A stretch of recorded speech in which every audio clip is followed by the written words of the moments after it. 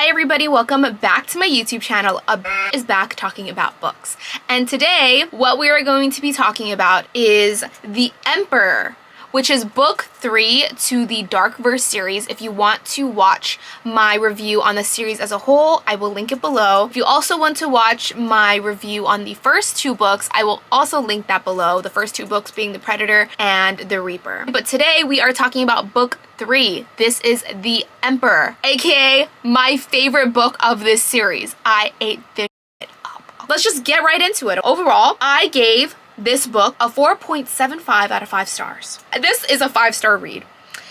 5-star read, okay? This to me is a 5-star read, but I cannot get over the age gap thing. It is a childhood friends to lovers situation, and there is a little, you know, like, oh, he's 20 something and she's like 15. He's like 20 and she's 15, something like that. And I'm like, it's kind of yucky. I love this book. Ate that up, okay? Word for word, every single page turning, read it in a day type of situation. Loved every second of it, but I had to ignore the age gap. That's all I can say. I would have given this a 5 out of 5 stars if it wasn't for the age gap thing in that part of the book. This book would have been perfect if not for that. I can't not see that, and me reviewing books and making YouTube videos about books, I'm like, okay, I can't be a hypocrite. I can't be a hypocrite. So I had to take the half star off. Let's ignore that part of it. This is the best book of the series to me, okay? 4.75 out of 5 stars. I can't not rate it high because of all of the tears I shed. I was crying so much. Half of the entire book, it's just tears, sniffles. I was in Thailand reading this at night, and my friend was sleeping next to me, and she was listening and was like, should I say something? Because she knew I was crying. Like, I was crying my eyes out reading this, okay? So, if you don't know anything about The Emperor, the 3rd book to the Darkverse series, it follows the relationship between Dante Moroni, who is the heir to the Moroni side of the Mafia family, and his love story with the housekeeper's daughter, Amara. It is a childhood friends to lovers, mafia romance, and takes place over the span of a lot of years. My favorite type of story, okay? I love a story that spans over years and years and years. It's giving One Day. It's giving The Maddest Obsession. The childhood friends to lovers thing, I love it when it's after year after year after year. Like, I just love a love story like that, and this is one of them, okay? It follows them from childhood to adulthood, from when they are, I believe, 8 or 9, when they were little children, to present day, which is around their late 20s or early 30s. There are trigger warnings for R-wording and SA for this book. The main character, the female lead of the book, is Amara, the housekeeper's daughter, and she goes through a lot of traumatic things while she's growing up.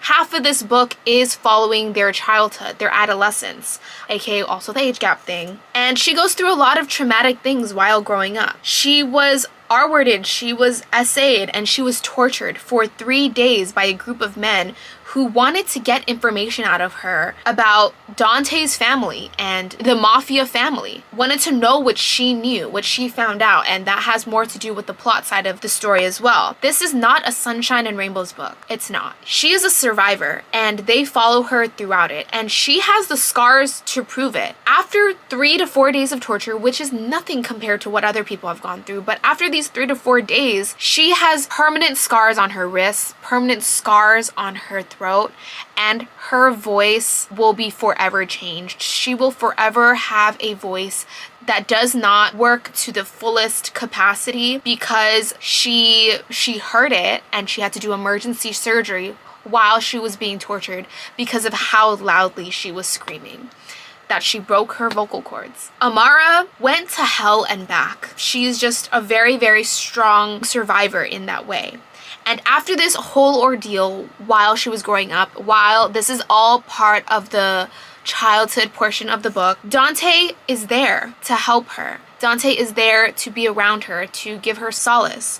And I think because of that, this book shone a light on how brutal of a world all of these characters are living in and how much all these characters are going through. What the mafia world could be like, what underworld, I guess we could call it, is really like. Like, yes, we read mafia stories that are so romantic and so dark and brooding, but it's like something we yearn for. It's not something that we should actually want, right? Because these people are going through so many things and going through so much death. Like, even Dante himself. Dante has a bad family life, does not really like his dad, who is the head of the mafia family. But Dante had to kill his first girlfriend and had to kill people that he didn't want to kill. And he had to walk around eggshells around his dad, not strive for the things that he wanted to strive, and put on this face to be the next heir to his mafia.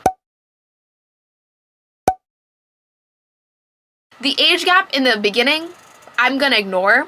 But after reading this book, I was like, forget Tristan, okay? Forget Tristan and Marana in the first book. I love Dante Maroni. I want him. This book was like crack. I read it so quickly. I literally read it under 24 hours. Like, that is crazy. I was in love. I cried. I wept. I laughed. Then I sobbed. And then I swooned. It just had everything, okay? To me, this is romance. This was romance, okay? I cannot get over it. I had the biggest book hangover. I was obsessing over it for a bit, and it became one of my new favorite books ever. It was a good read that I hadn't had in a while. And Dante Maroni, him being a mafia person, like, I would never want a mafia man in real life, but he was so sweet. Like, he was the sweetest. And I think that this book really solidified me liking this series as a whole, because I just really loved the way that it was written. It's the way that they describe love, and even though it can be cheesy at times, the dialogue especially can be really cheesy, like, oh, and they repeat a lot of these lines, a little bit repetitive type of writing overall for the series. I just cannot get over the metaphors that they use to describe love and to describe the way that these characters feel for each other. I just loved the way it was written. It was so easy to digest, like Colleen Hoover or something, like very easy to digest. It wasn't too wordy, but it just also felt so beautifully written in a way, like the way that they yearned for each other and feeling and the tension of it. I loved it. I'm gonna give an example of a quote that's just like so utterly cheesy, but I ate it up, okay? He cupped her face in his hands, overcome with the riot of emotions she inspired in him. You are my magnum opus, Amara, he told her, pressing his forehead against hers, a move that always brought the turmoil in him to a standstill. And I am your humble servant. No, she whispered, her words falling against his lips. You are my emperor. Barf, but it's so cute! Also, the twists and turns in this book is good too. The twists and turns in this book are so good. The plot, I was like, oh! Her dad did what? His mom did what? If you know, you know, you know? Okay, here's an example of like the metaphor type of situation. Their desire then had been a wildfire, because they've been together for a while at this point. Unknown, unexpected, untamed. Now it was a kindling, a bonfire in the middle of a snowy desert, melting the frost, warming the bones, lighting the dark. They had been together 100 times before, and they would be together 100 times more. But their need for each other had evolved from being lovers learning each other.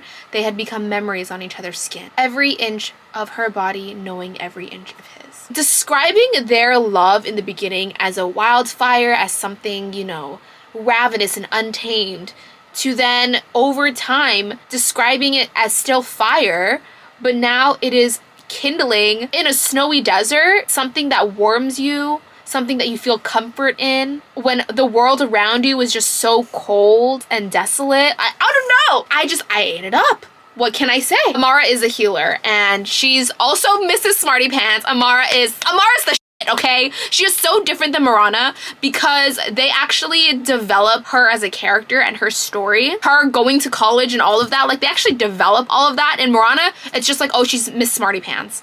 Amara, it's like, oh, she's a healer. She's gone through things, so this is what she wants to do. She gets to go to college, and this is what she does in college, and then she opens her own office, and a very successful woman as she grows up and persevered. Another quote is, you are the healer, Amara. You are the lighthouse guiding these lost souls to shore. They need someone to guide them, someone who's emotionally intelligent, strong enough to understand trauma and survive and still be light. That's you. There's so many good lines and I cannot read them all, or this could be a video that is over an hour long, but this is so funny. I remember highlighting this in the book and I forgot that this is a line. They're about to do the deed, okay? They're about to, like, you know, and he says, "Your pussy has been hungry," Dante muttered, his own pleasure loosening the filthy thoughts in his head. "She's missed me, hasn't she?" Oh! No, you are not talking to her vagina like it is another person. "She's missed me, hasn't she?" Dante, I love you, but that gave me the ick. I love you, but that gave me the ick. Like, that was so cringy. Okay, I'm done. Also, the way that these two people, Dante and Amara, are so sure of each other. They don't play games. This couple, they don't play games. It's the way that they help calm each other down in dire situations. They see the strength in each other. They see each other as partners. And they are so strong and they are so resilient. And it's the way that Dante was so proud and so loud about his love to Amara and doesn't care or bother about what anybody else thinks around him. To see if anybody else thinks that he might be a weaker man for how much he shows his love and devotion to Amara. He's just so sure of his masculinity. I want Dante Russo. Amara is so lucky, for real. I want him so bad. And I think overall that there's a sense of respect to the relationship, which is so important, but is also lacking in a lot of mafia romances and a lot of quote-unquote dark romances, okay? This is why I did not like Haunting Adeline. Sometimes, like, some dark romances are really iffy for me because it lacks that sense of respect. I feel like a lot of the times it's romanticizing problematic behavior, whereas seeing women as a prize to be won. That's what sets this series apart from a lot of other mafia or dark romances. It's because the women in them are treated as human beings. They are treated as equals. The couples respect each other, even though the men in these romances are still brooding and dark and super strong, super buff, super deadly. The couples still respect each other. The women are treated like they're equal and not a piece of property, not something to be won, that I think it sets it apart from other mafia dark romances. Even though there's always that possessiveness there, you're mine, still there, but in an endearing way. And there's just something about this romance spanning over years and years and years, everything that they had gone through, them going through so much and having this relationship be so long-term. They've gone through ups and downs in their relationship and they've gone through hell and back, that it makes me feel like these two people are fully meant for each other because of that, because of everything that they've been through. And everything that they have been through and have persevered together as a couple, as a unit. I love it. I ate it up. Overall, it definitely slows down. The story slows down a lot after it turns to present day, because once the 50% mark of the book happens, we get to present day and it focuses heavily in the plot. The romance is over at that point. It puts the romance aside. But overall, I still loved this book. 3 books in. Plot-wise, I still barely know a thing. I know nothing, but I loved Dante and Amara's story. I thought it was so wholesome, especially for a mafia romance. That's my review on that. I loved it. I gave it a 4.75 out of 5 stars. Please let me know your thoughts below about this book if you have read it. If you didn't like it, if you liked it, just tell me. Yap about it like I'm always yapping, okay? Thank you so much for watching. I love you so much, and I will catch you in the next one.